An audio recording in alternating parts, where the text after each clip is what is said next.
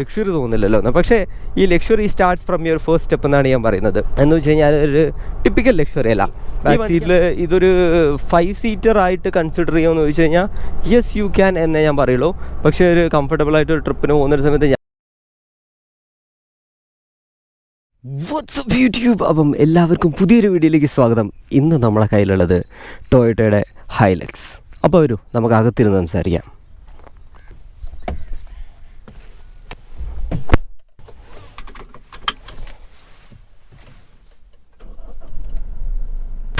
അപ്പം as usual നമ്മുടെ disclaimer, നമ്മൾ ഈ വണ്ടിയുടെ സ്പെക്കിലല്ല കൂടുതലും കോൺസെൻട്രേറ്റ് ചെയ്യുന്നത്.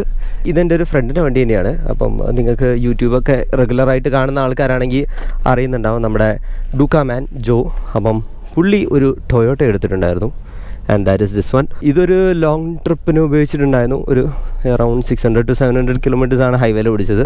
അന്ന് ആ വീഡിയോ ഞാൻ ചെയ്യാത്തതിൻ്റെ ഒരു കാരണം എന്താണെന്ന് വെച്ച് കഴിഞ്ഞാൽ, ഓഫ്കോഴ്സ് ഇതിൻ്റെ ഓണറിനും ഒരു സജഷൻ ഉണ്ടായിരുന്നു, ജോനും ഒരു സജഷൻ ഉണ്ടായിരുന്നു. ഈ വണ്ടിയുടെ ശരിയായൊരു പൊട്ടൻഷ്യൽ എന്ന് പറയുന്നത് ഇതിനൊരു ഓഫ് റോഡ് സൈഡും കൂടെ ഉണ്ട്. അപ്പം ചെറിയൊരു രീതിയിൽ ഓഫ് റോഡും ചെയ്തിട്ട് നമുക്കൊരു വീഡിയോ ചെയ്യാന്നുള്ളത്. ഞാൻ ഒട്ടും എക്സ്പേർട്ട് അല്ല ഓഫ് റോഡ് ചെയ്യാൻ. കാറിൽ, ബൈക്കിലാണെങ്കിൽ നമുക്ക് എന്തെങ്കിലുമൊക്കെ ചെയ്യാം, പക്ഷേ കാറിൽ ഞാൻ ആദ്യമായിട്ടാണ് ഒന്ന് ഓഫ് റോഡ് ചെയ്യുന്നത്. അങ്ങനെ ഈ ഒരു കാറ് ചെറിയ രീതിയിൽ ഒരു എന്താ പറയുക, ഔട്ട് ഓഫ് ദ റോഡ് ഇറക്കി ഒന്ന് ഓടിച്ചതിൻ്റെ ഒരു ഫീഡ്ബാക്കും കൂടിയാണ് ഈ ഒരു വീഡിയോയ്ക്കകത്ത്. അപ്പം മെയിൻലി സിറ്റിയിൽ ഉപയോഗിച്ചിട്ടുണ്ട്. സിറ്റിയിൽ ഒരുപാട് ഉപയോഗിച്ചു. ശരിക്കും പറഞ്ഞാൽ എനിക്ക് ഇഷ്ടപ്പെട്ടു കേട്ടോ. അതിൻ്റെ കാരണം ഞാൻ പറഞ്ഞുതരാം. സിറ്റിയിൽ അങ്ങനെ ഉപയോഗിച്ചു, കുറേ ഹൈവേയിൽ ഓടിച്ചു. അത് കഴിഞ്ഞ് ഒരു ചെറിയ രീതിയിൽ എന്താ പറയുക, പെട്ടു എന്ന് പറയേണ്ട രീതിയിലുള്ള ഒരു ഓഫ് റോഡിങ് തന്നെ കൊണ്ടുപോയി. എന്നിട്ടാണ് ഇതിൻ്റെ വീഡിയോ ഇപ്പോൾ ചെയ്യുന്നത്. അപ്പം ഫസ്റ്റ് ഓഫ് ഓൾ ലുക്സിൻ്റെ കാര്യത്തിലേക്ക് വരികയാണെങ്കിൽ, ഞാൻ പറയുന്നത് എന്താണെന്ന് വെച്ച് കഴിഞ്ഞാൽ, ഇതൊരു വലിയൊരു കാറായിട്ട് തന്നെയാണ് പുറത്തുനിന്ന് ഫീൽ ചെയ്യുന്നത്. അകത്ത് കയറുമ്പം ദ തിങ്സ് ആർ ഡിഫറെൻറ്റ്, പക്ഷേ പുറത്തുനിന്ന് നോക്കുന്ന ഒരു സമയത്ത് വലിയൊരു കാറായിട്ടാണ് ഫീൽ ചെയ്യുന്നത്. അതിൻ്റെ ക്ലിയറൻസും അതിൻ്റെ ഒരു പ്രൗഡി എന്നൊക്കെ പറയുന്നൊരു സംഭവമുണ്ട്. പക്ഷേ പേഴ്സണലി എന്നോട് ചോദിക്കുകയാണ്, ഈ ഒരു കാർ വാങ്ങുന്ന സമയത്ത് ഈ കാറ് സ്റ്റോക്ക് കണ്ടീഷനിൽ കണ്ടു കഴിഞ്ഞാൽ ഭംഗിയുണ്ടോ എന്ന് ചോദിച്ചു കഴിഞ്ഞാൽ, എൻ്റെ കണ്ണിൽ ഞാൻ I still say that okay, എന്താ പറയുക, മോഡിഫൈ ചെയ്ത് കഴിഞ്ഞാൽ ഭയങ്കര രസമുണ്ടാകും കാണാൻ. കാരണം എന്താണെന്ന് വെച്ച് കഴിഞ്ഞാൽ, ഓൾറെഡി നമ്മൾ ഒരുപാട് മോഡിഫൈഡ് ആയിട്ടുള്ള ഹൈലക്സുകൾ കണ്ടിട്ടുണ്ട്. അത് പോളി ലുക്കാണ് ഇത് മോഡിഫൈ ചെയ്ത് കഴിഞ്ഞാൽ.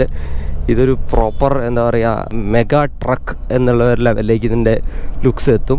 അപ്പം അതൊക്കെ കണ്ടുകൊണ്ടായിരിക്കും സ്റ്റോക്ക് കാർ കാണുന്ന ഒരു സമയത്ത് എനിക്ക് എന്താ പറയുക, കുറച്ചും കൂടെ ഒന്ന് നന്നായിരുന്നെങ്കിൽ എന്നൊരു ഫീൽ ഉള്ളത്.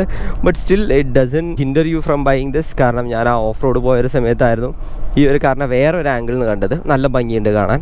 അപ്പം ഡയമെൻഷൻസ് നോക്കുകയാണെങ്കിൽ definitely this is A longer car. ഇതൊരു വൈഡർ കാറിനേക്കാളും ഇത് കുറച്ചുകൂടെ ലോങ്ങർ കാറായിട്ടാണ് എനിക്ക് ഫീൽ ചെയ്യുന്നത്. ഇതിനകത്തേക്ക് വരികയാണെങ്കിൽ, ഇൻഫാക്റ്റ് ഇതൊരു കുറേ കാശ് കൊടുത്ത് വാങ്ങുന്നൊരു കാറാണെങ്കിൽ പോലും, കുറേ കാശ് എന്ന് ഉദ്ദേശം എന്ന് വെച്ച് കഴിഞ്ഞാൽ ഓൾമോസ്റ്റ് എന്താ പറയുക, എക്സ് ഷോറൂം തന്നെ 35+ വരുന്നൊരു കാറാണ്. അങ്ങനെ കുറച്ച് കാശ് കൊടുത്ത് വാങ്ങുന്ന ഒരു കാറാണെങ്കിൽ പോലും നമ്മൾ അത്രയും കൊടുക്കുന്ന കാശ് വേറെ കമ്പനികളിലൊക്കെ കൊടുത്തു കഴിഞ്ഞാൽ നമുക്ക് കുറച്ചുകൂടെ ലക്ഷറീസ് ആയിട്ടുള്ള ഒരു ഇൻറ്റീരിയേഴ്സ് കിട്ടും. ഇതിനകത്ത് അങ്ങനത്തെ ഒരു ലക്ഷറി എന്ന് പറയുന്നൊരു പോയിന്റ് ഞാൻ കാണുന്നില്ല. ഫോർ എക്സാമ്പിൾ ഈ കാണുന്ന പ്ലാസ്റ്റിക്, ഇത് ലെതർ പോലെ തോന്നിക്കുന്ന ഒരു പ്ലാസ്റ്റിക്, അത് ലെതർ സ്റ്റിച്ചിങ് പോലെ തോന്നിക്കുന്ന ഒരു പ്ലാസ്റ്റിക്, അങ്ങനെയുള്ള ഒരു ഫീലുണ്ട്. മൊത്തത്തിൽ കുറച്ച് പ്ലാസ്റ്റിക്കാണ്, പക്ഷേ എല്ലാം പേർപ്പസ്ഫുൾ ആണ്. അതായത് കുറേ കൂടെ പ്രാക്ടിക്കലായിട്ടാണ് ഇറക്കിയത്. അപ്പോൾ പ്രാക്ടിക്കൽ പ്ലസ് പ്ലാസ്റ്റിക് അങ്ങനത്തെ ഒരു ഫീൽ എനിക്ക് തോന്നുന്നുണ്ട്. ഫോർ ദാറ്റ് മാറ്റർ ആ പോകുന്ന XUV ഉണ്ടല്ലോ, XUV നോക്കുകയാണെങ്കിൽ കുറച്ചും കൂടെ നമ്മൾ അകത്തോട്ട് കയറി കഴിഞ്ഞാൽ നമുക്ക് കുറച്ചുകൂടെ ഒരു ലക്ഷൂറിയസ് ഫീൽ വരും. അപ്പം ഇത് വാങ്ങുന്ന ഒരാൾക്ക് തോന്നാം, ഇത്രയും കാശൊക്കെ കൊടുത്ത് ഒരു വണ്ടിക്കകത്ത് കയറുന്ന ഒരു സമയത്ത് ലക്ഷറി തോന്നില്ലല്ലോ എന്ന്. പക്ഷേ ഈ luxury starts from your first step എന്നാണ് ഞാൻ പറയുന്നത്. എന്ന് വെച്ച് കഴിഞ്ഞാൽ ഒരു ടിപ്പിക്കൽ ലക്ഷറി അല്ല. ഈ വണ്ടിക്കകത്തോട് കയറണമെങ്കിൽ തന്നെ അതിനും അതിൻ്റേതായിട്ടുള്ളൊരു രീതിയുണ്ട്. അതായത് സ്റ്റെപ്പ് ചെയ്ത് വേണം കയറാൻ. അല്ലാതെ സാധാരണ കാറിൽ കയറുന്ന പോലെ നമ്മൾ നേരെ സീറ്റിലേക്ക് നിതംബങ്ങൾ വെച്ചതിന് ശേഷം നിരക്കി അകത്തോട്ട് വരാനാണ് പ്ലാൻ എന്നുണ്ടെങ്കിൽ, നിങ്ങൾ അത്യാവശ്യം ടോളായിട്ടുള്ള ആൾക്കാരാണെങ്കിൽ ഇറ്റ് മൈറ്റ് ബി ഈസി. അതല്ല, എൻ്റെ ഹൈറ്റൊക്കെ ആണെങ്കിൽ ഇതിൽ പിടിച്ചിട്ട് അവിടെ സ്റ്റെപ്പ് ചെയ്ത് വേണം ഇങ്ങോട്ടേക്ക് കയറാൻ. അപ്പം അതൊരു രസമായി തോന്നി. അതിനുശേഷം എനിക്കതൊരു എന്താ പറയുക, ഒരു ആനപ്പുറത്ത് കയറുന്ന ഒരു ഫീലാണ്. ഇപ്പോൾ ആനപ്പുറത്ത് എന്നോട് കയറിയിട്ടുണ്ടോ എന്ന് വെച്ച് കഴിഞ്ഞാൽ, ഞാൻ ആനപ്പുറത്ത് കയറിയിട്ടില്ല. പക്ഷേ അതിൻ്റെ എന്താ പറയുക, ഒരു പ്രൗഡി ഫീൽ. ഇതിനകത്ത് കയറുമ്പോൾ 4 ആൾക്കാർ നമ്മൾ നോക്കും. ആദ്യം ആൾക്കാർ ഇതാണ് ആലോചിക്കുക, ഇവനെന്തിനാ ഈ കാറിൻ്റെ മുകളിൽ വലിഞ്ഞ് കയറുന്നത് എന്ന്. അപ്പോൾ അതുപോലെ തന്നെയാണ് ഫ്രണ്ട് 2 സീറ്റും. പക്ഷേ സീറ്റിലേക്ക് ഇരുന്ന് കഴിഞ്ഞാൽ കുറച്ച് ഒരു എന്താ പറയുക, കംഫർട്ടബിൾ ആയിട്ടുള്ളൊരു ഫീൽ തോന്നും. കാരണം വൈഡർ സീറ്റാണ്. പിന്നെ അത് മാത്രമല്ല, ഇവിടെ ഒരു ബോക്സ് വരുന്നുണ്ട്, ഒരു സ്റ്റോറേജ് യൂട്ടിലിറ്റി ബോക്സ് വരുന്നത്. അത്യാവശ്യം വലിയ ഒരു ബോക്സ് തന്നെയാണ് ഇവിടെ കാണുന്നത്. ഞാൻ ഇതിനു മുമ്പ് ലാൻഡ് ക്രൂസറിനകത്ത് കയറിയിട്ടുണ്ടായിരുന്നു. ലേറ്റസ്റ്റ് ജനറേഷൻ ലാൻഡ് ക്രൂസറിനാണ്. അതിൻ്റെ വീഡിയോ ഒന്നും ചെയ്യാതെ എന്താണെന്ന് വെച്ച് കഴിഞ്ഞാൽ, അത് ഞാൻ ഇവിടെ നല്ല ഫസ്റ്റ് ഓഫ് ഓൾ ഞാൻ കയറിയിട്ടുണ്ടായിരുന്നത്, ഞാനും അല്ല ഓടിച്ചിട്ടുണ്ടായിരുന്നത്. അപ്പം കയറിയിരുന്ന ഒരു സമയത്ത് എനിക്ക് ഭയങ്കര എന്താ പറയുക, ഈ ഒരു പോർഷൻ ഭയങ്കര വൈഡാണെങ്കിൽ നമ്മൾ ഇൻ ജനറൽ കാറ് കുറച്ചും കൂടെ ഒരു ലക്ഷൂറിയസ് ആയിട്ടൊരു ഫീൽ വരും, അതായത് കംഫർട്ടബിൾ ആയിട്ടുള്ളൊരു ഫീൽ വരുമെന്ന് എനിക്ക് അന്നേ തോന്നിയിട്ടുള്ളതാണ്. അപ്പോൾ ഈ ഒരു ബോക്സ് കൈ വയ്ക്കാൻ ഭയങ്കര കംഫർട്ടബിൾ ആയിട്ട് ഫീൽ ചെയ്യുന്നുണ്ട്. പിന്നെ സീറ്റ് വളരെ നല്ലൊരു സീറ്റായിട്ടാണ് എനിക്ക് തോന്നിയത്, അതായത് സ്പേഷ്യസ് ആണ്, നമ്മൾ നല്ലതുപോലെ അക്കോമഡേറ്റ് ചെയ്യുന്നു എന്നുള്ളൊരു ഫീലുള്ളൊരു സീറ്റ് തന്നെയാണ്. തൈ സപ്പോർട്ടായാലും ബാക്ക് സപ്പോർട്ടായാലും. പിന്നെ ഇതിന് അഡ്ജസ്റ്റ്മെന്റ്സ് വരുന്നത് ഇലക്ട്രോണിക്കൽ അഡ്ജസ്റ്റ്മെന്റ്സ് ആണ് വരുന്നത്. മെമ്മറി അങ്ങനത്തെ ഓപ്ഷൻസ് ഒന്നും തന്നെ വരുന്നില്ല. കോ പാസഞ്ചർ സൈഡ് നോക്കുകയാണെങ്കിൽ അങ്ങനെ തന്നെയാണ്, അതായത് സെയിം സെറ്റ് ഓഫ് സീറ്റ് ആണ് കിട്ടുന്നത്, സെയിം ടൈപ്പ് ഓഫ് സീറ്റ് ആണ് കിട്ടുന്നത്. കംഫർട്ടബിൾ ആയിട്ട് ഇരിക്കാം കയറിയിരിക്കുന്ന സമയത്ത് അയ്യൻ പറഞ്ഞ പോലെ ആ ഗ്രാബ് ഹാൻഡിലിന്റെ മുകളിൽ പിടിച്ചിട്ട് വേണം കയറാൻ. അപ്പം അങ്ങനത്തെ ഒരു രീതിയാണ്, ഒരു ലൈഫ് സ്റ്റൈൽ ആയിട്ടാണ് ഇതിനകത്തേക്ക് കയറുന്നത് തന്നെ. അപ്പം മൊത്തത്തിൽ ഒന്ന് നോക്കി കഴിഞ്ഞാൽ ഞാൻ പറഞ്ഞ പോലെ കുറച്ച് പ്ലാസ്റ്റിക് ആയിട്ടുള്ള ഒരു ഫീൽ ഉണ്ട്. ബട്ട് എന്താ പറയുക, ഒരു ചീപ്പ് പ്ലാസ്റ്റിക് ഫീലോ അങ്ങനത്തെ ഒന്നുമില്ല. പിന്നെ എനിക്ക് ഇഷ്ടപ്പെട്ട വേറൊരു സംഭവം എന്താണെന്ന് വെച്ച് കഴിഞ്ഞാൽ ഇതിനകത്ത് ഒട്ടുമിക്ക എല്ലാം തന്നെ ടച്ച് സ്ക്രീനിന് പകരം, അതായത് ടച്ച് സെൻസിറ്റീവ് ആയിട്ടുള്ള സ്വിച്ചസിന് പകരം ബട്ടൺ സ്വിച്ചസ് ആണ് വന്നിട്ടുള്ളത്. ഫോർ എക്സാമ്പിൾ അവിടെ ഒരു റേഡിയോ ഉണ്ട്, ആ ടൈം കാട്ടുന്നത്. ഇവിടെയാണ് കോഷൻ ലാമ്പ് വരുന്നത്. പിന്നെ ഇതാണ് ടൊയോട്ടയുടെ സിസ്റ്റം കൊടുക്കുന്നത്. പക്ഷേ ഇതിനകത്ത് 360 ക്യാമറ വരുന്നില്ല, ഇതിനകത്ത് അഡീഷണലി ചെയ്യിച്ചതാണ്. അപ്പം ഇതൊരു ബേസിക് യൂണിറ്റ് ആണ്, കുഴപ്പമില്ല എന്ന് പറയാൻ. ഇങ്ങനെ ഒരു ന്യൂട്രൽ ഫീഡ്ബാക്ക് ആണ്. ഡുവൽ സോൺ AC വരുന്നുണ്ട്, അതും എല്ലാം എന്താ പറയുക ടച്ച് അല്ല, നോർമൽ ആയിട്ടുള്ള ബട്ടൺസ് ആണ്. പിന്നെ ഇവിടെ ആയിട്ട് നോക്കിയാൽ നമുക്കൊരു വളരെ ഇൻട്രസ്റ്റിംഗ് ആയിട്ടുള്ള നോബ് H2 H4 L4 എന്ന് പറഞ്ഞിട്ട്, അതിനെക്കുറിച്ച് കുറച്ചും കൂടി ഡീറ്റെയിൽഡ് ആയിട്ട് ഞാൻ സംസാരിക്കാം. ഇപ്പുറത്താണ് പുഷ് ബട്ടൺ സ്റ്റാർട്ട് ആണ് വരുന്നത്, കീലെസ് എൻട്രി ആണ്. അപ്പം മൊത്തത്തിൽ ഒരു രസമുള്ള ഒരു ഫീലുള്ള ഒരു വണ്ടി എന്ന് വേണം പറയാം. പിന്നെ ബാക്ക് സീറ്റിലേക്ക് പോവുകയാണെങ്കിൽ ബാക്ക് സീറ്റിൽ ഇതൊരു 5 സീറ്റർ ആയിട്ട് കൺസിഡർ ചെയ്യുമെന്ന് ചോദിച്ചു കഴിഞ്ഞാൽ യെസ് യു ക്യാൻ എന്നേ ഞാൻ പറയുള്ളൂ. പക്ഷേ ഒരു കംഫർട്ടബിൾ ആയിട്ട് ഒരു ട്രിപ്പിന് പോകുന്ന ഒരു സമയത്ത് ഞാൻ പറയുന്നത് ഇത് ശരിക്കും പറഞ്ഞാൽ ഒരു 4 സീറ്റർ ആണ്. പിന്നെ ബാക്ക് സീറ്റിലേക്ക് വരുന്ന ഒരു സമയത്ത് ഒരുപാട് ഹെഡ് റൂം ഇല്ല, അതായത് നല്ല ടോളായിട്ടുള്ള ആൾക്കാർക്ക് നല്ലതുപോലെ തല തട്ടിയിട്ട് തന്നെയാണ് ഇരിക്കുന്നത്. For that matter suspension actually കുറച്ചുകൂടി സ്റ്റിഫറായിട്ടാണ് ഫീൽ ചെയ്യുക. അങ്ങനത്തെ ഒരു സമയത്ത് അറിയാതെ ഒരു ഹമ്പിൽ കൂടെ ഞാൻ പോയിട്ടുണ്ടായിരുന്നു. നല്ല ടോളായിട്ടുള്ള ഒരാളുമായിരുന്നു, പുള്ളിയെ എടുത്തങ്ങ് എറിഞ്ഞ് പുള്ളിയുടെ തല ചെന്ന് ഇടിച്ചു എന്ന് പറഞ്ഞു. പുള്ളി പറഞ്ഞു എന്തായാലും സൺറൂഫ് ഇല്ല, ഞാൻ നന്നായി സൺറൂഫ് ഉണ്ടായിരുന്നെങ്കിൽ ആ ചില്ലിൻ്റെ ഇടയിൽ തല കുടുങ്ങിയിരുന്നേന്. അപ്പോൾ ഇതിന് സൺറൂഫും വരുന്നില്ല. അതായത് ഞാൻ പറഞ്ഞ practicality on the top, luxury on the bottom എന്നുള്ള രീതിയിലാണ് ഈ ഒരു കാർ ഡെവലപ്പ് ചെയ്തതെന്ന് തന്നെ നമുക്ക് ഫീൽ ചെയ്യുന്നുണ്ട്. ബാക്കിൽ ഒരു 3 സീറ്ററിനേക്കാളും ഞാൻ 2 സീറ്റർ എന്ന് പറയാൻ കാരണം എന്താണെന്ന് വെച്ച് കഴിഞ്ഞാൽ ഒരു 2 പേർക്ക് കംഫർട്ടബിൾ ആയിരുന്നു കഴിഞ്ഞ് നമ്മളിപ്പം കയ്യിൽ വല്ല ബാഗോ അങ്ങനത്തെ കാര്യങ്ങളൊക്കെ ഉണ്ടെങ്കിൽ അത് നടുക്ക് വയ്ക്കാനുള്ള സ്പേസ് അത്രേ ഉള്ളൂ. വേറെ സ്പേസ് എന്ന് പറയുന്നത് ഇപ്പം ആൾക്കാർ ഈ ജീവിക്കുന്ന സ്ഥലത്തുള്ള സ്പേസ് എന്ന് പറയുന്നത് വളരെ കുറവാണ്. ബാക്കിൽ മറ്റേ ട്രക്ക് സ്പേസ് ആണ് ഏറ്റവും കൂടുതലുള്ളത്. ബാക്കിൽ അങ്ങ് തുറന്ന് കിടക്കുകയാണ്. അപ്പോൾ തുറന്ന് കിടക്കുന്നതിന് വേറെ അതിൻ്റെതായിട്ടുള്ള ബുദ്ധിമുട്ടുകളുണ്ട്. ഇത് അടച്ചു വെക്കാം, അടച്ചു വെച്ചാൽ നമുക്ക് നമ്മുടെ ലഗേജും കാര്യങ്ങളൊക്കെ അവിടെ വെക്കാം, അതായത് അതിൻ്റെ ലോക്ക് സിസ്റ്റം ഉണ്ട്. ഈ വണ്ടി സ്പെസിഫിക്കലി ആക്ച്വലി നമ്മൾ മോട്ടോർ സൈക്ലിസ്റ്റ് ആയതുകൊണ്ട് തന്നെ നമുക്ക് വണ്ടികൾ അങ്ങോട്ടും ഇങ്ങോട്ടും ട്രാൻസ്പോർട്ട് ചെയ്യാനൊക്കെ വേണ്ടി മെയിൻലി യൂസ് ചെയ്യുന്ന ഒരു വണ്ടിയാണ്. അതുകൊണ്ട് തന്നെ ഇതിൻ്റെ റെയിലും കാര്യങ്ങളുണ്ട്, പിന്നെ സ്ട്രാപ്സ് ഉണ്ട്. അതുകൊണ്ട് ഈ വണ്ടിക്കകത്ത് ആക്ച്വലി പലതവണ വണ്ടികൾ കയറ്റി കൊണ്ടുപോയതാണെന്ന് വെച്ച് കഴിഞ്ഞാൽ ബൈക്ക് കയറ്റി കൊണ്ടുപോയിട്ടുണ്ട്. ഇവൻ ബൈക്ക് കയറ്റി ഞാനും ഓടിച്ചിട്ടുണ്ടായിരുന്നു. ഒരു തവണ എൻ്റെ CBR-ഉം ഇതിനകത്ത് കയറ്റിയിട്ടുണ്ടായിരുന്നു. ഇതങ്ങനത്തെ ഒരു യൂട്ടിലിറ്റി വെഹിക്കിളാണ്. ഇതിപ്പം സ്പോർട്സ് യൂട്ടിലിറ്റി വെഹിക്കിൾ SUV എന്ന് പറയുന്നതിന് മേലെ ഉള്ള ഒരു സെഗ്മെന്റിലേക്കാണ് ഇത് വരുന്നത്. ഇതൊരു യൂട്ടിലിറ്റി വെഹിക്കിൾ ആയിട്ടാണ് എനിക്ക് ഫീൽ ചെയ്തത്. അത്രയാണ് ഇന്റീരിയർ സ്പേസും കാര്യങ്ങളൊക്കെ. പിന്നെ ഇതിന് ഏറ്റവും വലിയൊരു ഹൈലൈറ്റ് എന്ന് പറയുന്നത് ഇതിന് ഫോർച്യൂണറിന്റെ അതേ എഞ്ചിനാണ് വരുന്നത്. 2.8 ലിറ്റർ എഞ്ചിനാണ് വരുന്നത്. Around 200+ bhp, almost 100+ newton metre ടോർക്കുമാണ് വരുന്നത്. അതൊരു സംഭവമാണ്. അതൊന്ന് കാല് കൊടുത്തു കഴിഞ്ഞാൽ നമുക്ക് അറിയാൻ പറ്റുന്നുണ്ട്. കണ്ടല്ലോ, ഇത് പിന്നെ ഓട്ടോമാറ്റിക് ട്രാൻസ്മിഷൻ ആണ്. ഒരു 6 സ്പീഡ് ാണ് ഇതിനകത്ത് വരുന്നത്. അപ്പം എഞ്ചിൻ ഫീഡ്ബാക്ക് എന്താണെന്ന് വെച്ച് കഴിഞ്ഞാൽ ഈ ഒരു 2+ ലിറ്ററിന്റെ ഒരു കാറ് ഞാൻ ആദ്യമായിട്ടാണ് ഇങ്ങനെ ഇത്ര എക്സ്റ്റെൻസീവ് ആയിട്ട് ഓടിക്കുന്നത്. അതിന്റെ ഒരു രസം നമുക്ക് അറിയാൻ പറ്റുന്നുണ്ട്. പിന്നെ ഇതൊരു എന്തൂസിയാസ്റ്റിക് എഞ്ചിനായിട്ടൊന്നും എനിക്ക് ഫീൽ ചെയ്യുന്നില്ല. അതായത് ഒരു സ്പോർട്ടി എഞ്ചിൻ ആണോ എന്ന് വെച്ച് കഴിഞ്ഞാൽ ഒരിക്കലും അല്ല. ഒരു പ്രാക്ടിക്കൽ എഞ്ചിൻ എന്ന് വേണേൽ പറയാം. അതായത് നമുക്ക് ഹൈവേയിലൊക്കെ പോകുന്ന സമയത്ത് എടുത്തുകൊണ്ട് പോകാൻ പറ്റുന്ന അത്രയും പവറും ടോർക്കൊക്കെ ഉണ്ട്. എന്ന് വെച്ച് വലിച്ചെടുത്തുകൊണ്ട് പോകുമെന്ന് വെച്ച് കഴിഞ്ഞാൽ അത്രയും ഇല്ല. അങ്ങനെ വലിച്ചെടുക്കണം, കുറച്ചും കൂടെ റെവ് ഹോൾഡ് ചെയ്യണം എന്നൊക്കെ ആണെങ്കിൽ ഇവിടെ ഒരു പവർ ബട്ടൺ കൊടുത്തിട്ടുണ്ട്. ആ പവർ ബട്ടൺ ഒന്ന് ഞെക്കിയാൽ മതി, കുറച്ചുകൂടെ പവർ കിട്ടും, റെവ് കുറച്ചുകൂടെ ഹോൾഡ് ചെയ്യും. പിന്നെ ഇത് എഞ്ചിൻ ഞാൻ പറഞ്ഞു 2.8 ആണെങ്കിൽ പോലും ഇതൊരു 4x4 മോഡുള്ള ഒരു കാറും കൂടിയാണ്. അപ്പം ഇത് H2-ലാണ് ഇപ്പോൾ ഓടുന്നത്. അപ്പോൾ H2 എന്ന് വെച്ച് കഴിഞ്ഞാൽ റെയർ വീൽ ഡ്രൈവ്, 2 വീലിലാണ് ഓടുന്നത്, റെയർ വീൽ ഡ്രൈവിലാണ് ഓടുന്നത്. പിന്നെ ഇത് ഓടിക്കുമ്പോൾ ശ്രദ്ധിക്കേണ്ട വേറൊരു കാര്യം എന്താണെന്ന് വെച്ച് കഴിഞ്ഞാൽ ഇതിന്റെ ലെങ്ത് ആണ്. ലെങ്ത് മാത്രമാണ് ഇതിനകത്തൊരു ഇഷ്യൂ ആയി വരാനുള്ള ഒരു സാധ്യത. അല്ലാതെ ഇതിന്റെ ഒരു വിഡ്ത്ത് എനിക്കൊരു പ്രോബ്ലം ആയിട്ടേ തോന്നില്ല. കാരണം എന്താണെന്ന് വെച്ച് കഴിഞ്ഞാൽ ഞാൻ ഒരു നോർമൽ മിനി SUV ഓടിക്കുന്ന ഒരാളാണ്. ആ ഒരു മിനി SUV-ന്ന് ഇതിലേക്ക് വന്നൊരു സമയത്ത് എനിക്ക് ഒട്ടും പേടി ഉണ്ടായിരുന്നില്ല. അതാണ് എൻ്റെ ഒരു പ്രശ്നം, പേടി ഉണ്ടായിരുന്നില്ല എന്നുള്ളതാണ്. ഫോർ ദാറ്റ് മാറ്റർ ഞാൻ ഇതിന് മുന്നേ ഒരു സഫാരി ഓടിച്ചിട്ടുണ്ടായിരുന്നു, പിന്നെ MG-യുടെ ക്ലോസ്റ്റർ ഓടിച്ചിട്ടുണ്ടായിരുന്നു. അതൊക്കെ കയറുന്ന സമയത്ത് ഒരു ചെറിയൊരു ആങ്ഷ്യസ് ഫീൽ ഉണ്ടാവാറുണ്ട്. ഇപ്പം അത് തുറന്നു പറയുന്നതുകൊണ്ട് കുഴപ്പമൊന്നുമില്ല. അതായത് നമ്മൾ ചെറിയ കാറുകൾ ഓടിച്ചതിന് ശേഷം കുറച്ച് വലിയ കാർ ഓടിക്കുന്ന സമയത്ത് കുറച്ച് ആങ്ഷ്യസ് ഫീൽ നല്ലതാണ്. ഇപ്പോൾ കണ്ടല്ലോ, ഈ ഒരു ഗ്യാപ്പ് ക്ലിയർ ചെയ്യാൻ തന്നെ ഞാൻ ഒന്ന് സമയം എടുത്തു. ഇതിനകത്ത് എനിക്ക് അങ്ങനത്തെ ഒരു പ്രശ്നമേ ഉണ്ടായിട്ടില്ല. അതായത് വളരെ കംഫർട്ടബിൾ ആയിട്ട് ഞാൻ അങ്ങ് ഓടിച്ചു പോകുന്നു എന്നുള്ളൊരു ഇതേ ഉള്ളൂ. പക്ഷേ ഗ്ലോസ്റ്ററിൽ കയറിയ സമയത്തും പിന്നെ സഫാരിയിനകത്ത് കയറിയ സമയത്ത് എനിക്ക് എന്താണെന്ന് വെച്ച് കഴിഞ്ഞാൽ നമ്മൾ വലിയൊരു കാറാണ് ഓടിക്കുന്നത്, ശ്രദ്ധിക്കണം എന്നുള്ള ഒരു പോയിന്റ് ഉണ്ടായിരുന്നു. പിന്നെ വേറൊരു അഡ്വാൻറ്റേജ് അഡ്വാൻറ്റേജ് ഞാൻ കണ്ടത് എന്താണെന്ന് വെച്ച് കഴിഞ്ഞാൽ ഈ കാർ കണ്ടു കഴിഞ്ഞാൽ ആൾക്കാർ വഴി മാറി തരുന്നുണ്ട് ഫോർ സം റീസൺ. ഇവിടെ ഒരു പോലീസുകാരൻ പോലും ആ പോലീസ് വണ്ടി എനിക്ക് മാറ്റി തന്നു ഒരു തവണ. അത് എനിക്ക് അറിഞ്ഞുകൂടാ സഹതാപം കൊണ്ടാണ് എന്ന്. കാരണം എന്താണെന്ന് വെച്ച് കഴിഞ്ഞാൽ മോനെ പൊയ്ക്കോ എന്ന് പറഞ്ഞ് ചെയ്തതായിരിക്കും. കാരണം യൂ ടേൺ എടുക്കാൻ പോകുന്നത്, യൂ ടേൺ എന്നൊക്കെ പറഞ്ഞു കഴിഞ്ഞാൽ എന്താ പറയുക, വല വീശി എടുക്കേണ്ട പോലെയാണ്. അതായത് വീശി വീശി വീശി തന്നെ എടുക്കണം. കാരണം എന്താ വെച്ച് കഴിഞ്ഞാൽ ലോങ്ങർ കാറാണ്. ഒരു 2 ലൈനിൽ 2 ലൈനിലേക്ക് പോകണമെങ്കിൽ തന്നെ ഇപ്പുറത്തെ ലെഫ്റ്റ് ലൈനിൽ നിന്ന് പിടിച്ചാൽ അപ്പുറത്തെ ലെഫ്റ്റ് ലൈനിലേക്കൊക്കെ ആയിരിക്കും കയറുക. അതും ചിലപ്പോൾ ഒരുപക്ഷെ ഒന്നും കൂടെ ഓടിക്കേണ്ടി വരും. അപ്പം അതൊക്കെ കണ്ടിട്ട് വേണം. പിന്നെ ആ ഒരു പേഷ്യൻസ് നമുക്കുണ്ടാവണം. അതായത് നമ്മളൊരു ലോറി ഓടിക്കുന്ന ഒരു പേഷ്യൻസ്, ബാക്കിയുള്ളവരോടുള്ള ഒരു കൺസിഡറേഷൻ, അതായത് വലിയ വണ്ടിയോട് ഓടിക്കുന്ന ഒരു കൺസിഡറേഷൻ, അതൊക്കെ പതുക്കെ തന്നെ ഉണ്ടായിക്കോളും ഈ ഒരു കാർ ഓടിക്കുന്ന ഒരു സമയത്ത്. നമ്മൾ ഈ എന്താ പറയുക ഫ്രസ്ട്രേറ്റഡ് ആയിട്ട് ഓടിക്കുന്ന രീതിയിലൊന്നും ഓടിക്കാൻ പറ്റില്ല. പക്ഷേ ഹൈവേയിൽ കയറുന്ന സമയത്ത് നമുക്കൊന്ന് കാലും എടുത്തു കഴിഞ്ഞാൽ നല്ല രീതിയിൽ പോകട്ടെ. ഇപ്പോൾ ഓൾറെഡി 100+ ആണ് പോയിക്കൊണ്ടിരിക്കുന്നത് റൈറ്റ് നൗ. ഞാൻ പറഞ്ഞത് അങ്ങനെ എന്താ പറയുക ഭയങ്കര ഫിൽട്ടർ ചെയ്ത് പോകുന്ന രീതിയിലൊന്നുമല്ല സിറ്റിയിൽ പോകുന്നത്. ഓൺ ദ ഫ്ലിപ്പ് സൈഡ് ഹൈവേയിൽ വരുന്ന സമയത്ത് ഇതിനകത്ത് ഇപ്പോൾ 80 ടയേഴ്സാണ് ഇട്ടിരിക്കുന്നത്. അതുകൊണ്ട് തന്നെ ടയർ നോയ്സ് കുറച്ച് കൂടുതലാണ്. And I'm comfortable to drive it at 120. കേട്ടിട്ടുള്ളത് ഇത് ഓൾമോസ്റ്റ് 180+ വരെയൊക്കെ ആൾക്കാർ പുഷ് ചെയ്യുന്നുണ്ടെന്നാണ്. അതായത് അങ്ങനെ ബെൽറ്റ് ചെയ്യുന്ന ആൾക്കാരുണ്ടെന്നാണ് കേട്ടിട്ടുള്ളത്. റോഡ് ടയേഴ്സ് ആകുമ്പോൾ അതിന് കുറച്ചും കൂടെ എന്താ പറയുക ഒരു കംഫർട്ട് ഫീൽ ചെയ്യും. പക്ഷേ ഓഫ് റോഡ് ടയേഴ്സ് ആണ് ഇപ്പോൾ ഇതിന് മുകളിലിരിക്കുന്നത്. ഈ പറഞ്ഞ പോലെ തന്നെ ഇതിൻ്റെ ഓണർ ഇത് കുറച്ചുകൂടെ ഡുവൽ പർപ്പസ് ആയിട്ടാണ് യൂസ് ചെയ്യുന്നത്. അതിലും ഒരു ഫണ്ട് ഉണ്ട്. അതായത് ഓഫ് റോഡ് ഇറക്കി പോകുന്ന ഒരു രീതിയിൽ. ഇപ്പം ബൈക്ക് ഓഫ് റോഡ് ചെയ്യുന്ന ആൾക്കാരാണെങ്കിൽ നമുക്ക് മൊമെന്റമാണ് ഏറ്റവും കൂടുതൽ വേണ്ടത്. ഇതിനകത്ത് അങ്ങനെയല്ല, നമുക്ക് ഏറ്റവും ക്ഷമയാണ് വേണ്ടത്. പേസ് പതുക്കെയാണ് പോകേണ്ടത്. വേറൊരു വേൾഡ് തന്നെയാണ്. കൗണ്ടർ സ്റ്റിയറിംഗ് അങ്ങനത്തെ കാര്യങ്ങളൊന്നുമല്ല, വേറൊരു വേൾഡിൽ ഓടിക്കുന്ന പോലെയാണ് ഓടിക്കുന്നത്. സെയിം ടെറൈൻ ഒരു ബൈക്കും കാറും ഓഫ് റോഡ് ചെയ്യുന്ന ഒരു സമയത്ത് ഈ ഓഫ് റോഡ് ടയർ അതിനാണ് ഇട്ടിരിക്കുന്നത്. പിന്നെ ബ്രേക്സ് അടിപൊളിയായിട്ട് എനിക്ക് ഫീൽ ചെയ്തു. അതായത് ഈ വണ്ടി എത്ര സ്പീഡ് പോയാലും നല്ല രീതിയിൽ പിടിച്ചു നിർത്താൻ പറ്റുന്നുണ്ട്. പിന്നെ നമ്മളിത് ഓടിക്കുന്ന ഒരു സമയത്ത് നമുക്ക് ഭയങ്കര ഒരു സ്റ്റേഡി ഫീൽ കിട്ടും. അതിനുള്ള ഒരു കാര്യം എന്ന് പറയുന്നത് ഇതിന് ഇലക്ട്രോണിക് സ്റ്റിയറിംഗ് അല്ല വരുന്നത്, ഹൈഡ്രോളിക് സ്റ്റിയറിംഗ് ആണ് വരുന്നത്. അപ്പം കംപ്ലീറ്റ് ആയിട്ടുള്ള ആ ഒരു വെയിറ്റ് നമുക്ക് കയ്യിൽ ഫീൽ ചെയ്യും. അതുകൊണ്ട് തന്നെ ഭയങ്കര ഫീഡ്ബാക്കാണ്. ഞാൻ അത് കുറച്ചുകൂടെ എൻജോയ് ചെയ്ത് ഓടിക്കുന്ന ഒരാളാണ്.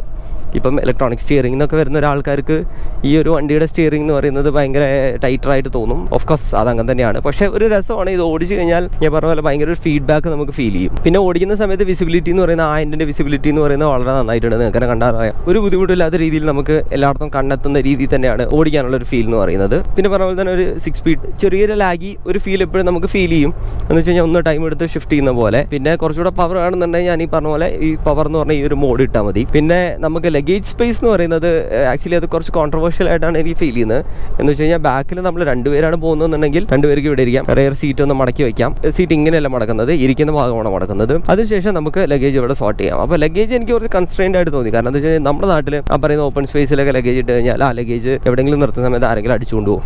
അപ്പോൾ അങ്ങനത്തെ ഒരു പോയിന്റ് ഉണ്ട്. വണ്ടിക്ക് അകത്ത് ലഗേജ് വെക്കണം എന്നുണ്ടെങ്കിൽ കുറച്ചൊരു ബുദ്ധിമുട്ടാണ്. പക്ഷേ വണ്ടിയിൽ ആക്ച്വലി ബാക്കിൽ നമുക്ക് ബൈക്ക് കൊണ്ടുവന്ന സമയത്ത് ഞാൻ ബൈക്ക് കൊണ്ടുവന്നിട്ടുണ്ടായിരുന്നു. അപ്പോൾ അങ്ങനത്തെ കാര്യങ്ങളൊക്കെ നടക്കും. അതായത് ഇപ്പം ഒരു ഫാം ഹൗസുള്ള ആളാണ്, കുറേ കാര്യങ്ങൾ അങ്ങോട്ടും ഇങ്ങോട്ടും ക്യാരി ചെയ്യേണ്ട ആൾക്കാരാണെങ്കിൽ അതിനൊക്കെ വളരെ നല്ലൊരു ഇതാണ്. പിന്നെ ലഗേജ് വരുന്നൊരു സമയത്ത് ഇപ്പോൾ പേലോഡ് എന്ന് പറയുന്നത് എബവ് 400 kg ആണ്. അതായത് അതിനകത്ത് വെക്കാൻ പറ്റുന്ന ഒരു പേലോഡ് എന്ന് പറയുന്നത്. അപ്പം ഒരു ബൈക്ക് വെച്ചപ്പോൾ തന്നെ എന്താ പറയുക ഒന്നുകൂടെ ഇരുന്നിട്ട് പോകുന്ന ഒരു രീതിയിലാണ് ഫീൽ ചെയ്യുന്നത്. എസ്പെഷ്യലി CBR എന്ന് പറയുന്നത് 220 kg ആണ്. വണ്ടി ഒന്നും കൂടെ സെറ്റിൽഡായിട്ട് പോകുന്ന പോലെ നമുക്ക് ഫീൽ ചെയ്യും. നോർമലി ഇങ്ങനെ പോകുന്ന സമയത്ത് അങ്ങനെ പോകുന്നല്ല പറയുന്നത്. ബട്ട് സ്റ്റിൽ വണ്ടി ഒന്ന് ലോഡായിരിക്കുന്ന ഒരു സമയത്താണ് കുറച്ചുകൂടെ ഈസി ആയിട്ട് കാർ റോൾ ചെയ്യുന്നു എന്നുള്ളൊരു ഫീൽ വരും. പിന്നെ ഹൈ സ്പീഡ് കോർണറൊക്കെ പോകുന്ന ഒരു സമയത്ത് ബോഡി റോൾ ഉണ്ടോ എന്ന് ചോദിച്ചു കഴിഞ്ഞാൽ ചെറിയൊരു ഇതുണ്ട്. അതായത് ഇത് അങ്ങനെ ഹൈ സ്പീഡ് കോർണറിന് പറ്റിയൊരു കാറും അല്ല, പക്ഷേ എന്ന് വെച്ചാൽ മോശമല്ല. കാരണം ലാഡർ ഓൺ ഫ്രെയിം ഓടിച്ചിടത്തോളം എനിക്ക് തോന്നുന്നത് എന്താണെന്ന് വെച്ച് കഴിഞ്ഞാൽ ഇതിൻ്റെതായിട്ടുള്ള ഒരു കംഫർട്ട് ഇതിനകത്തുണ്ട്. ബൈ ദ വേ ഇതിന് റെയറിൽ ലീഫ് സസ്പെൻഷൻ ആണ് വരുന്നത്. അപ്പം അതിൻ്റെ ഒരു ഗുണമാണോ എന്നറിയില്ല. അതായത് വണ്ടി ഒരുപാട് കിടന്ന് ഒലയുന്നില്ല, പക്ഷേ ഒലയേണ്ട ഒരു സിറ്റുവേഷൻ വന്നു കഴിഞ്ഞാൽ കിടന്ന് ഒലയും. അതാണ് ഒരു ഫീഡ്ബാക്ക്. ഇനി ഈ വണ്ടി ആക്ച്വലി ചെറുതായിട്ടൊന്ന് ഓഫ് റോഡിങ് എന്ന് വിളിക്കണമെന്ന് എനിക്കറിയില്ല, സോഫ്റ്റ് റോഡിങ്. അതായത് വണ്ടി ലിറ്ററലി ഒരു ചെറിയൊരു കാട്ടിനകത്തേക്ക് ഇറക്കിയതിന് ശേഷം ഓടിച്ചിട്ടുള്ള കുറച്ച് ഞങ്ങളുടെ സംഭാഷണ ശകലങ്ങൾ ഒന്ന് കേട്ടിട്ട് വരിക. അതിനുശേഷം ഞാനിതിൻ്റെ ഒരു വേർഡിക്റ്റ് പറഞ്ഞുതരാം. ഓക്കെ, സീറ്റ് ബെൽറ്റ് വേണ്ടേ? അല്ല, ഇതിൽ സീറ്റ് ബെൽറ്റ് ഇടുന്നതാണോ ഇടാത്തതാണോ നല്ലത്? ഇടുന്നതാണ് നല്ലത്. നമുക്ക് ബ്രോ വിചാരിക്കും അതായത് എന്താ എങ്ങനെ പറയാൻ പോകണേ ചാട് രക്ഷപ്പെടാൻ നോക്കും, പക്ഷേ അങ്ങനെ നടക്കില്ല. അല്ല, ഇതിന് എയർ ബാഗ് ഡിപ്ലോ ആണെന്ന് പറയുന്നത് അതൊക്കെ ഇടിച്ചു കഴിഞ്ഞിട്ടുണ്ട്. അപ്പോൾ ഓഫ് റോഡ് പോകുന്നതിനിടയിൽ ഇത് ആക്സിഡൻ്റൽ ആയിട്ട് ഡിപ്ലോയ് ആവുമോ? ഓഫ് റോഡ് ഇടിച്ചിഞ്ഞു ഇമ്പാക്ട് ഒക്കെ ഉണ്ടെങ്കിൽ പക്ഷെ നമുക്ക് ഫോഴ്സിൽ വന്നിട്ടാണ് എയർ ബാഗ് ഓഫ് ചെയ്യാം. ഇവിടെ പാസഞ്ചർ എയർ ബാഗ് ഓഫ് ചെയ്യാം. ഇപ്പൊ കിടക്കുന്നത് 4x2 നമുക്ക് അങ്ങോട്ട് അവിടെ പോയി തിരിക്കാം. പോട്ടെ നേരെ പയ്യെ പോട്ടെ. നമ്മുടെ മറ്റേനേക്കാളും ബൈക്കിനേക്കാളും ഏറ്റവും സ്ലോ ആയിട്ടാണ് കാറിൽ പോകേണ്ടത്. സ്റ്റക്ക് ട്രക്ക് H4 ഇതിങ്ങനെ ചുമ്മാ H4 എന്ന് പറയുമ്പോൾ ഇപ്പോൾ ഒരു സൗണ്ട് ഒക്കെ ഇട്ടാ ടക്ക് ടക്ക്. ബാക്ക് വീൽ എയറിലാണോ? റിവേഴ്സ് എടുത്ത് കുറച്ച്. ഇപ്പൊ സ്റ്റേഷനറി അല്ലേ, ലോ റേഞ്ച് ഗിയർ ബോക്സ് അല്ല, ഹൈ റേഞ്ച് ഗിയർ ബോക്സ് തന്നെ. പക്ഷേ 4x4 ആക്റ്റീവ് ആണ്. പോട്ടെ.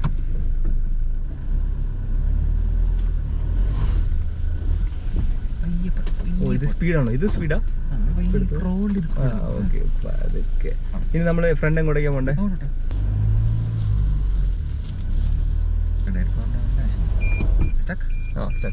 ഇപ്പം ഇപ്പം സ്റ്റിയറിംഗ് തിരിഞ്ഞിരിക്കുന്നേ നേരെ.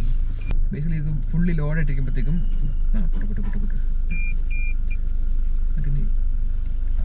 കുഴപ്പമില്ല. ഒന്നര അടുത്തേക്ക്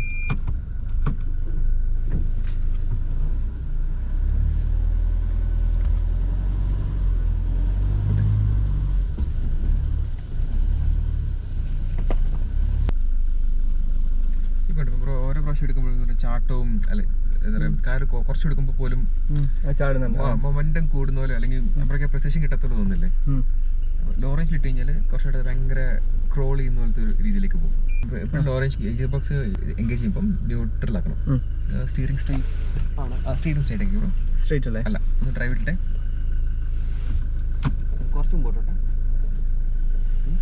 ഓക്കെ നിൽക്കട്ടെ. അപ്പോഴും ഗിയർ കുറച്ചുകൂടെ ലൂസ് ആയിട്ടിരിക്കും. പിന്നെ അതൊന്ന് പ്രസ് ചെയ്തിട്ട് L4ലേക്ക് ആക്കും. സൗണ്ട് ശ്രദ്ധിച്ചേ? അപ്പോൾ 4 ലോ എന്ന് പറഞ്ഞിട്ട് വരും. അത് ബ്ലിങ്ക് ചെയ്യുകയാണെങ്കിൽ എൻഗേജ് ആയിട്ടില്ല. ബ്ലിങ്ക് ചെയ്ത് നിർത്തിയില്ലേ, ഇപ്പം എൻഗേജ് ആയിട്ടുണ്ട്. പോട്ടെ. ഓക്കെ, 4 ലോ ആണ് നമ്മൾ ക്രോളിംഗ് സ്പീഡ്സിനുള്ളത്. ക്രോളിംഗ് സ്പീഡ് മാത്രമല്ല, നമ്മുടെ എനിക്ക് ടോർക്ക് എത്ര 2.8 ടൈംസോ എന്തോ ആണ് വരുന്നത്. ബേസിക്കലി 500 Nm ടോക്ക് ആണ് ഈ വണ്ടിക്കുള്ളത്. അതിന് 2.8 ടൈംസ് ആണ് എനിക്ക് തോന്നുന്നത്. ഇപ്പോൾ പയ്യെ പോട്ടെ. കാരണം ഇവിടെ കണ്ടു പെട്ടെന്ന് ഇങ്ങോട്ട് ചാടി വെക്കുകയാണെങ്കിൽ നമ്മൾ ലെഫ്റ്റ് ചേർക്കണം, റൈറ്റ് ചേർക്കണം.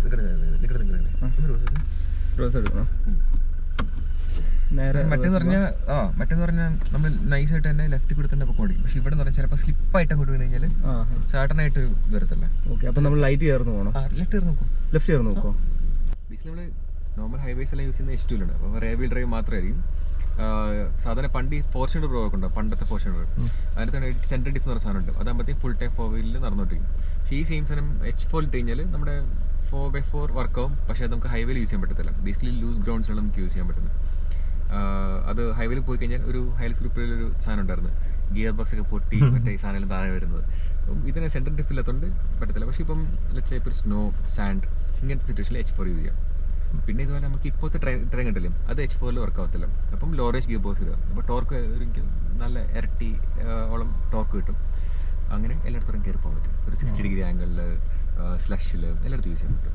അപ്പോൾ ഞാൻ പറഞ്ഞ പോലെ എക്സ്ഷോറൂം എന്ന് പറയുന്നത് ഒരു 35+ ആണ് വരുന്നത്. ചിലപ്പോൾ ഓൺ റോഡ് വരുന്ന സമയത്ത് ഒരു 50 ലാഖോളം വരുന്നുണ്ട്. അങ്ങനെ നോക്കുന്ന ഒരു സമയത്ത് ഇതൊരിക്കലും ഒരു ലക്ഷറിയസ് കാറായിട്ട് ഞാൻ ഒരിക്കലും കൺസിഡർ ചെയ്യുന്നില്ല. പക്ഷേ ഇതൊരു മോഡുലാർ കാറായിട്ടാണ് എനിക്ക് ഫീൽ ചെയ്യുന്നത്. എന്ന് വെച്ച് കഴിഞ്ഞാൽ ഒരു ലൈഫ് സ്റ്റൈൽ യൂട്ടിലിറ്റിക്ക് വേണ്ടിയിട്ട് നിങ്ങൾക്ക് എവിടെയും കൊണ്ടുപോകാൻ പറ്റിയ, എത്ര വേണമെങ്കിൽ ലഗേജ് ക്യാരി ചെയ്യാൻ പറ്റിയ അങ്ങനത്തെ ഒരു രീതിയിലുള്ള ഒരു കാറായിട്ടാണ് എനിക്ക് ഫീൽ ചെയ്യുന്നത്. അപ്പം തീർച്ചയായിട്ടും ലക്ഷറി ആണ് നോക്കുന്നതെന്നുണ്ടെങ്കിൽ you have to go for the some other car എന്നാണ് എനിക്ക് പറയാനുള്ളത്. ഇപ്പം ഇതിൻ്റെ തന്നെ ഡയറക്റ്റ് കോമ്പറ്റീറ്റർ ഏതാണെന്ന് വെച്ച് കഴിഞ്ഞാൽ ഇസുസു ആണുള്ളത്. ഇസുസു ഞാൻ അധികം എക്സ്റ്റെൻസീവ് ആയിട്ട് ഓടിച്ചില്ല, അതുകൊണ്ട് തന്നെ എനിക്കൊരു കമ്പാരിസൺ പറയാൻ പറ്റില്ല. ബട്ട് അതർ റോഡ് കാർസ് ആണ് നോക്കുന്നതെന്നുണ്ടെങ്കിൽ you have a lot of options to play with, അങ്ങനെയാണ് എനിക്ക് പറയാനുള്ളത്. പിന്നെ സർവീസ് ഇന്റർവ്യൂ എന്ന് പറയുന്നത് 1 in 10,000 kilometers ആണ്. ഈ വണ്ടി സർവീസ് ഒരു സമയത്ത് ഇതിന് സർവീസ് പാക്കേജിൻ്റെ ഫസ്റ്റ് 2 സർവീസ് എന്ന് പറയുന്നത് ഫ്രീ ഓഫ് കോസ്റ്റ് ആണ്. പിന്നെ ടൊയോട്ട ഭയങ്കര പ്രോംപ്റ്റ് ആണെന്നാണ് കേട്ടത് സർവീസിൻ്റെ കാര്യത്തിലൊക്കെ. എന്ന് വെച്ച് കഴിഞ്ഞാൽ പെട്ടെന്ന് സർവീസ് ചെയ്ത് തരും. ഹാഫ് ആൻ അവറിലുള്ള സർവീസസ് ഉണ്ട്.